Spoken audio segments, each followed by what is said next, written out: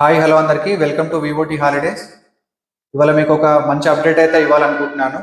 ఈ ట్రావెల్ న్యూస్కి సంబంధించిన ఎవ్రీ అప్డేట్ కూడా మీకు ఈ ఛానల్లో అయితే వస్తుంది. వివోటీ హాలిడేస్ యూట్యూబ్ ఛానల్లో, అలాగే వివోటీ హాలిడేస్ ఇన్స్టాగ్రామ్ పేజ్లో అయితే మీకు మంచి మంచి కంటెంట్ అయితే రాబోతుంది.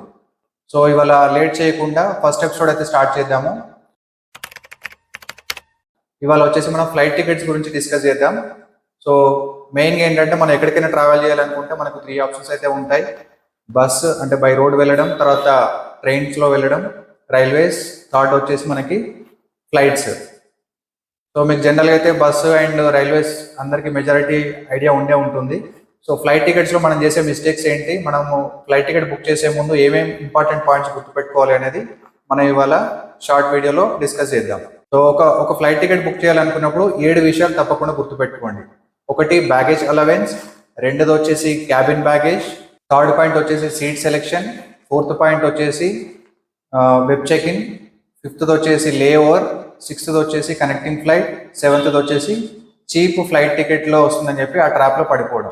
సో దీంట్లో ఫస్ట్ పాయింట్ వచ్చేసి బ్యాగేజ్ అలవెన్స్. ఏ ఫ్లైట్ అయినా సరే మనకు 7 kg క్యాబిన్ బ్యాగేజ్ అనేది కంపల్సరీ ప్రొవైడ్ చేస్తారు, ఇంటర్నేషనల్ కావచ్చు, డొమెస్టిక్ కావచ్చు. ఒకవేళ 7 kg బ్యాగేజ్తో పాటు కొన్ని ఫ్లైట్ టికెట్స్లో మనం చూసుకోకుండా బుక్ చేసుకున్నట్టయితే చెక్ ఇన్ బ్యాగేజ్ అనేది ఇవ్వరు.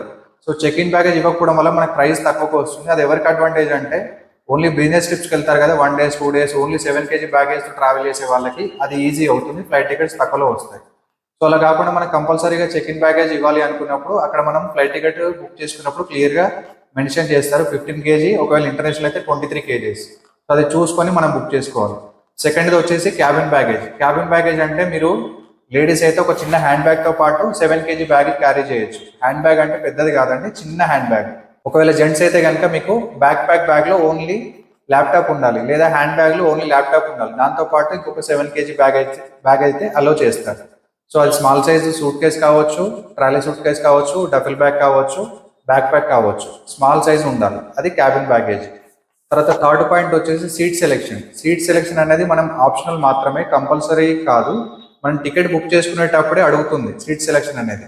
ఒకవేళ మీరు సోలో ట్రావెలర్ అయితే కనుక అది స్కిప్ చేసేయండి, ఎందుకంటే ఆల్మోస్ట్ 350 నుంచి 450, 550 రూపీస్ వరకు ఛార్జ్ చేస్తారు డిపెండింగ్ ఆన్ పీక్ సీజన్. ఒకవేళ ఫ్యామిలీతో ట్రావెల్ చేస్తున్నట్టయితే కనుక మీరు సీట్ సెలెక్షన్ చేసుకుంటే మంచిది, ఎందుకంటే అక్కడ ర్యాండమ్గా సెలెక్ట్ అవుతుంది. ఒకవేళ మనం సీట్ సెలెక్షన్ చేసుకున్నట్టయితే అక్కడ ఎయిర్పోర్ట్లో మనం వెబ్ చెక్ ఇన్ చేసినప్పుడు లేదా అక్కడ చెక్ ఇన్ చేసినప్పుడు ర్యాండమ్గా అలౌట్ అవుతాయి సీట్స్ అనేవి. సో అందుకు మన ఫ్యామిలీ ట్రావెల్ చేసినప్పుడు సీట్ సెలెక్షన్ అనేది చేసుకుంటే మంచిది, దానికి ఎక్స్ట్రా ఛార్జ్ అవుతుంది. ఒక ఇంట్రెస్టింగ్ టాపిక్తో మళ్ళీ నెక్స్ట్ ఎపిసోడ్లో మళ్ళీ కలుద్దాం.